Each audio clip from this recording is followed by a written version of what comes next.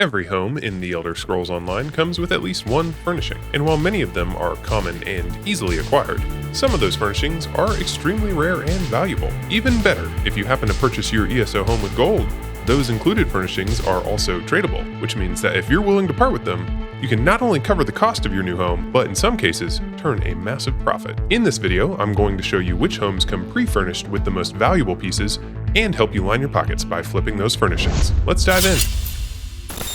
Welcome back, Heroes of Tamriel. I'm Cal, and today I'll be showing you how to earn some serious coin by flipping furnishings that come included with player homes in the Elder Scrolls Online. Like I said in the opener, you will need to purchase these homes with in-game gold in order for those included furnishings to be sellable, and you'll likely need access to a guild trader to resell those items.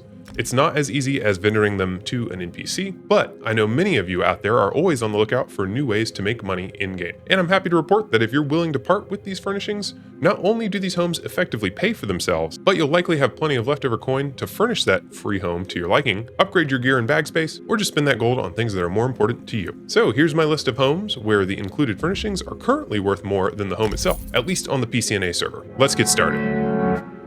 Up first is Kragenhome. The cost of this home is only 69,000 gold, which makes it easily accessible for most players out there. It is also one of the best returns on investment from this list. We're starting small, but this house sports a Dark Elf bed of coals that regularly sells for over 450,000 gold on the PCNA server. If you don't need that particular piece for your home design, it's an extremely easy way to get some quick cash when you're starting out in ESO. The market for this piece seems fairly consistent, and I'm betting we can flip this furnishing in less than 24 hours if priced correctly. All right, I wanted to go ahead and walk you through the process of selling one of these pieces before we move on to the rest of the list.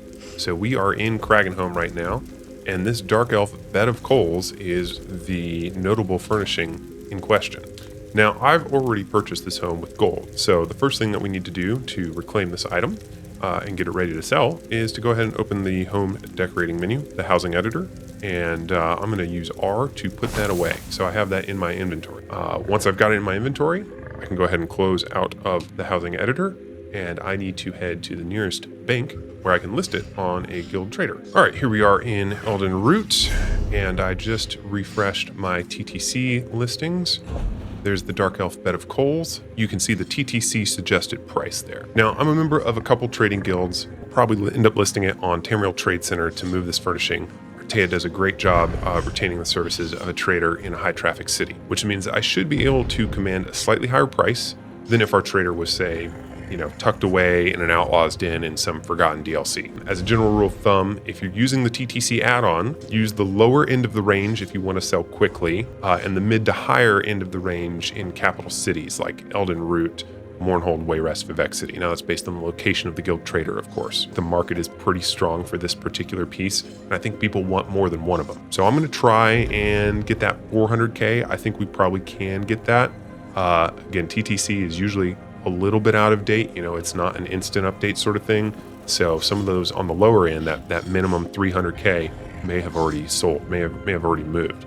There may be resellers out there snapping them up for 300k and then immediately relisting them for 400. A pretty easy way to make decent money. You'll have to use your own judgment here, but keep in mind that if you do price it too high, like obviously someone's got it listed at 990k, that's probably not selling. You're going to lose that listing fee after 30 days and be forced to relist. So let's go ahead and talk to the banker here and put this item up for sale. And so 400k is what I'm going to put. I think if you were willing to, stretch out that timeline a little bit more, 450 is probably a reasonable amount that you could charge right now. If 10,000 people watch this video and everybody goes out and buys this home and lists their bed of coals, it's probably going to tank the price a little bit. But at the same time, you're going to see resellers snatch that up, stick it in the bank, and wait until the market calms back down. So I wouldn't sell it for less than probably 300k, no matter what. So we're not going to get the full 400 here, but still a nice 368k. The house cost us about 68k, 69k. So we should be putting 300k in our pockets if this sells. All right, so I'm going to go ahead and list it, and then we'll move on to the second house on my list. I'll report in if this sells before I finish recording the video. Second on my list is Autumn's Gate, and it's actually even cheaper than Kragenhome. For only 60,000 gold, you can pick up Autumn's Gate, and that comes with a set of flaming Firelogs. Now, this home might actually be the best return on investment, percentage-wise, out of all the homes on this list. Those Firelog furnishings cannot be crafted, and the primary source is the crown store itself, but there are a few homes that come with one of the 3 variants, and Autumn's Gate happens to be one of them. I find it hard to part with the Firelogs piece here because the fireplace in the home kinda needs them. But if you don't plan to decorate this house, you can easily net 500k for that single furnishing alone. Given that Autumn's Gate only costs that 60k, this might be the easiest way to earn 400,000 gold in all of ESO. Up next, we've got Cliffshade. This one's a little bit more expensive, coming in at 255,000 gold to purchase, but it does come with 2 sets of Firelogs, and that's worth an easy 800,000 gold. So while it might be out of reach for brand new players, if you've successfully flipped the Firelogs from Autumn's Gate or the Bed of Coals from Kragenhome, you should be able to afford this home, and you'll be well on your way to your first million after you sell off the included furnishings. Next on my list is the Domus Phrasticus. I actually don't know if I'm saying that correctly. This one costs 295k, and it's another home that comes with a set of Firelogs. But given the initial cost, your profits will be a little bit lower. That being said, you should still be able to make off with a couple 100,000 gold after you subtract the cost of the house. For the next house on my list, we are heading to Vardenfell and the Old Velothi Harbor House. This one costs 322k up front, but it might be one of the safest bets in the furnishing flipping game. This house comes with the enclosed Hlaalu shed, which is one of the furnishings that actually inspired this entire video, and that consistently sells for well over 500,000 gold. If you're willing to part with that piece, you could sell that single furnishing to cover the cost of this home and have enough left over to furnish it nicely. But if you're just here to make cash, there are other rare Hlaalu structural pieces to sell, including sidewalks, wall posts, street lamps, and even a well. Altogether, you should be looking at close to 900,000 gold in profit if you're able to sell all of the notable furnishings from this home. Next up, Velothi Reverie. This one costs 323,000 gold to purchase and comes with a Dark Elf Bed of Coals. So this is the second and final source of that Dark Elf Bed of Coals, and there's really not much to talk about here except that piece. That rare furnishing is only available in these 2 homes, and it should still easily cover the cost of the Velothi Reverie if you can part with it. I'll take a free medium home any day.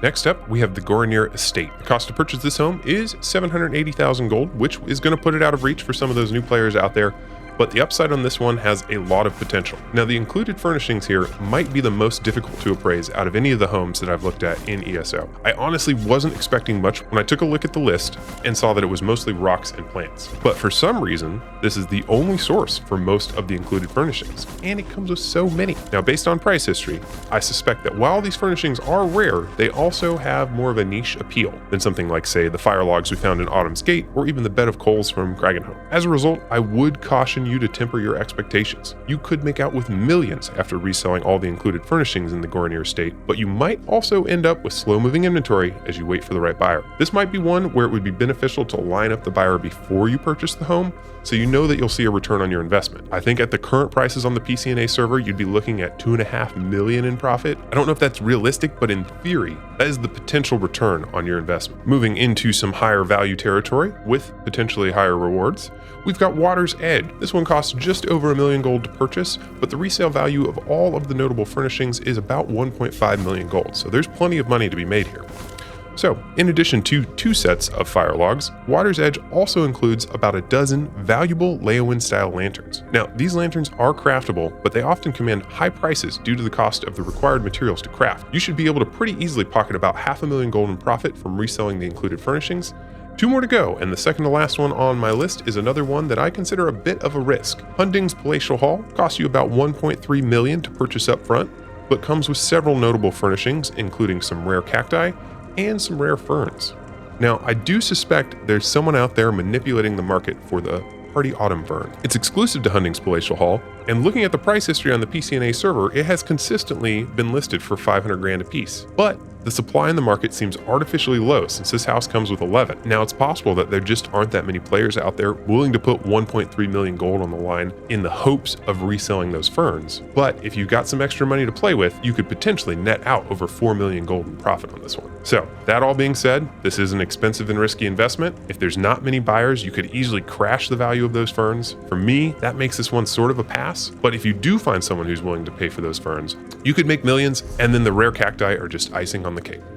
Finally, we have the Amaya Lake Lodge, coming in at a cost of 1.3 million. So here it is, the house with the stable. better known as the Open Hlaalu Shed, a furnishing that should easily sell for over 1 million gold on the PCNA server. When I released my stable design video, I incorrectly stated that the only way to get a stable furnishing was through the Crown Store. I was quickly corrected in the comments, and that led me down this whole rabbit hole. I had no idea that there were so many rare furnishings in the game that could only be acquired by purchasing a specific home. In addition to that fancy stable, the Lake Lodge comes with a nice selection of rare Hlaalu pieces, some vines that are unique to this house and probably in high demand among home designers, as well as some rare pitcher plants. Overall, I think this one is a fairly safe investment, given the price point and the rarity of that shed. I think you're all but guaranteed to see about 1 million gold return on the Amaya Lake Lodge if you can part with all the cool Hlaalu furnishings. So there you have it, the 10 homes in the Elder Scrolls Online that pay for themselves.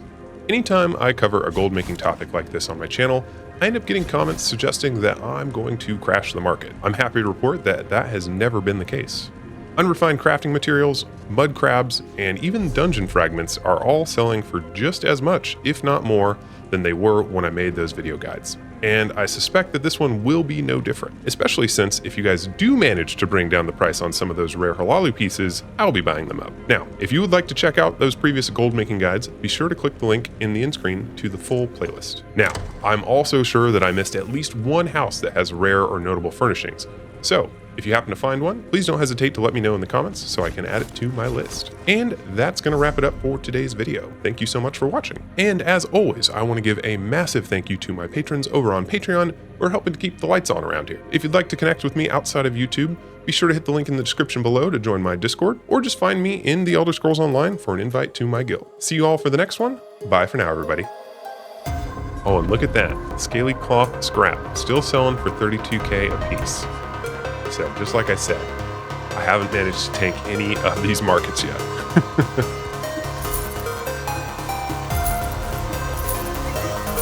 was an easy, what, 300 grand?